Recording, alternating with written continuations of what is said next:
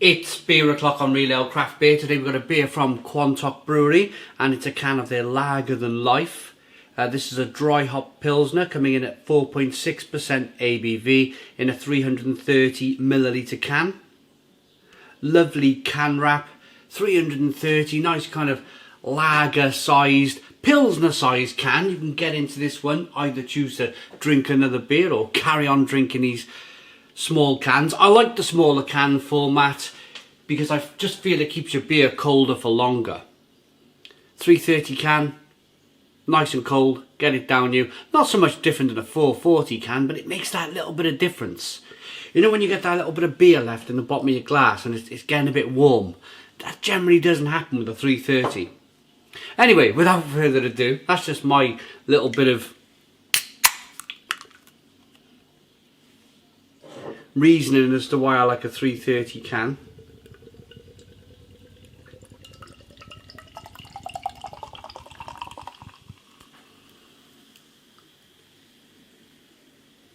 Got a 2-finger white head, slow moving carbonation, very light straw coloured beer, but there's a little bit of haze in there. Looks very good. Let's get the aroma on this beer. Whoa. Picking up some Saaz hop, I believe.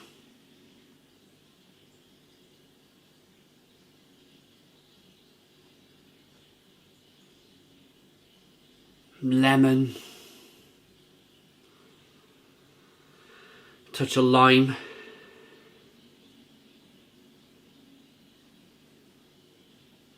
A little bit of an earthiness coming through, maybe some spicy, peppery notes. Let's dive in. Cheers, everybody.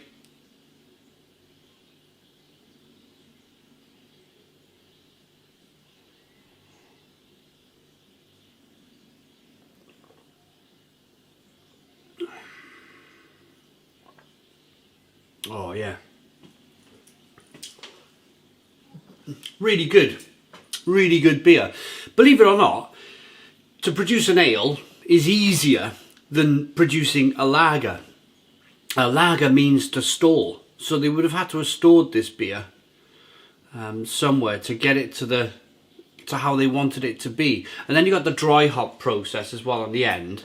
So there's more time goes into making a good quality lager than there is a good quality ale, because lager means to store. You have to have somewhere, you have to have a brewery big enough to be able to store this liquid. And not all breweries do. I've been to Quantock's Brewery where they're based at the moment, and it's a nice sized building. I reckon they have got of course they have got the space to put it in, otherwise they wouldn't be producing it. I don't believe it's contract brewed. It doesn't taste contract brewed. This tastes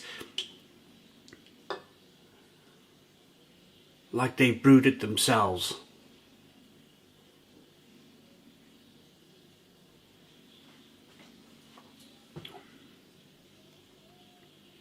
Lime, lemon, a real crispiness, crisp, light flavours, a little bit of carbonation, pushes the beer on the inside of the mouth, releases more of that flavour. A little bit of lacing on the glass. As I rock the beer back and forth, you can see the carbonation rising up the side of the glass. And it's on everybody's wish list. Everybody's betting on lager to be the next style of beer that is in vogue for craft brewers. I think the only reason why it hasn't happened up until now is because there's still a lot of people moving over from drinking macro lager to getting into craft beer, and they're really enjoying their IPAs and their pale ales and their stouts and their porters. But as the market matures, and I mean there's a lot of maturity in the market already, but as the market matures and there's more people who are, you know, they've gone past the massive early excitement of stouts and porters and New England IPAs and pale ales and saison and sours and everything else, all the other different craft beers. And I think lager, then these people who are drinking macro lager will probably return to drinking good quality lager, as I have. I first started drinking lager again. I started buying the 3 for £5 deals down Morrison's. I was buying all your Warsteiners. There's another beer down there I was buying. Warsteiner and the big 660 bottles of lager, and it was really good quality lager.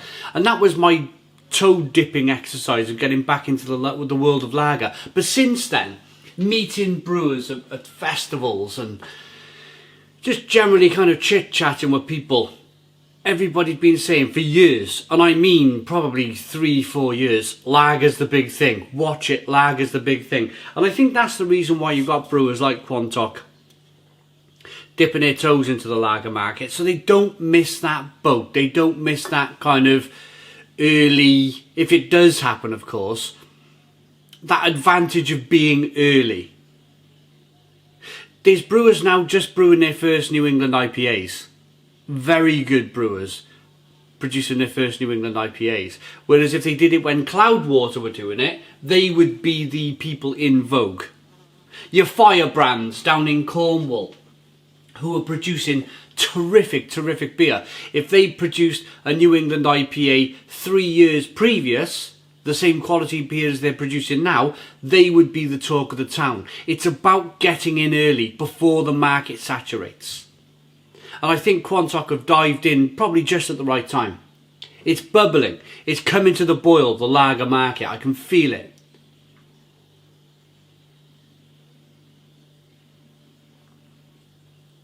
But the difference, the reason why, as I said, it hasn't happened. There's another reason why it hasn't happened, and that's because the macro lager and drinking a lager like this is a really good quality lager, but it's not a million miles away from a Carlsberg export, and that's the problem, because the price is higher with craft lager. These big companies, they've got the ability to drive down the price. So it's about mind over matter, drinking the really good craft stuff and not fall in the way of the big guys, really, of buying, just rolling back and buying their beer.